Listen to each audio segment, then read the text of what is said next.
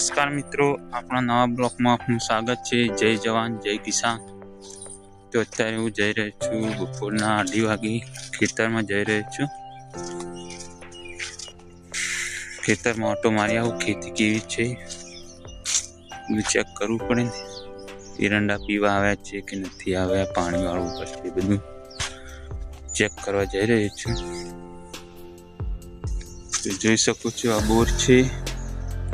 અત્યારે લાઇટ નથી, સવારે 5 વાગે લાઇટ આવે છે, 1 વાગે જતી રહે છે। તો મિત્રો હવે ખેતરમાં પહોંચી ગયો છું।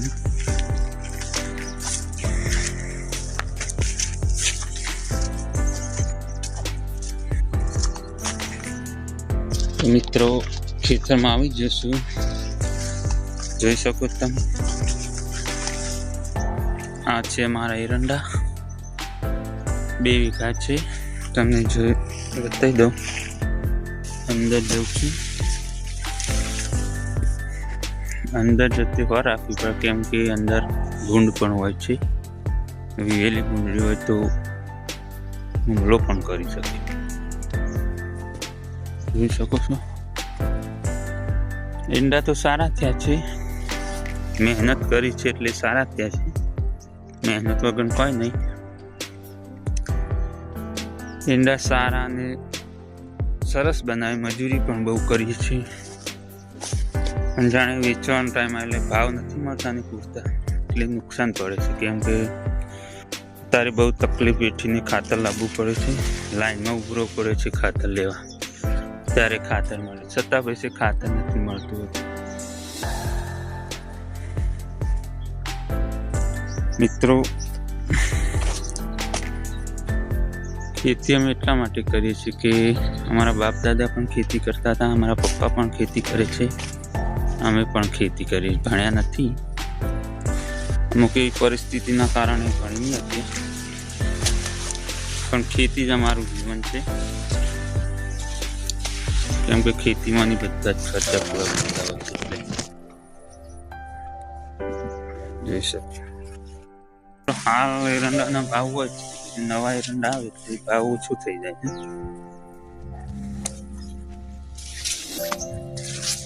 ખાતર પાણી કાઢતો વધારે મળતું તો નહીં, શું કરે, ખેતી તો કરવી પડે। મજૂરી કર્યા વગર તો કશું છે નહીં, મજૂરી તો કરવી પડે દરેકને, જે મજૂરી કરતા હોય।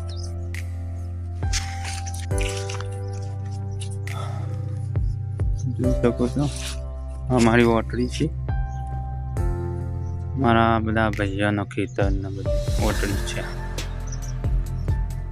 મિત્રો ખેતી તો કરીએ છીએ, પણ એંડા હાલ તો સરસ થયા, પણ અમુક શું થાય છે કે કુદરતી આફત આવે, કમોસમી વરસાદ આવે તો પાક બગડી જતો હોય છે, એટલે નુકસાન પડતું હોય છે। જોઈ શકો વરસાદ ને એવું આવે એટલે પાક બગડે, એટલે ખેડૂત બચારો તૂટી જાય છે અને નિરાશ પણ થઈ જાય છે। ખેતી કરીએ છીએ ને એરંડા પાક પકવીને સારો ચોખ્ખો કરીને બજાર સુધી પહોંચાડીએ, પછી પૂરતા ભાવ નથી મળતા, એટલે ખેડૂતને નિરાશ થવું પડે છે। એટલે સરકાર સાહેબને એટલી જ વિનંતી કે ખેડૂતને પૂરતો ભાવ મળે, પૂરતીની મહેનતનું ફળ મળે, એવું સરકારને વિનંતી છે। ખેડૂતને પાકનો પૂરતો ભાવ મળી રહે અને સાચી મજૂરીનું ફળ મળી રહે તો જ દેશનો ખેડૂત મજબૂત બનશે।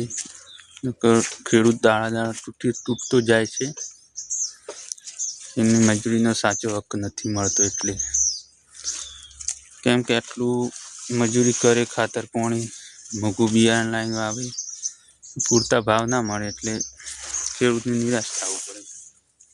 એ સરકાર સાહેબને એટલી નમ્ર વિનંતી કે સારા ખેડૂતને ભાવ મળી રહે તો ખેડૂત આગળ વધશે, મજબૂત બનશે। તો અહીંયાથી આપણો બ્લોગ પૂરો કરીએ છીએ। જય જવાન જય કિસાન।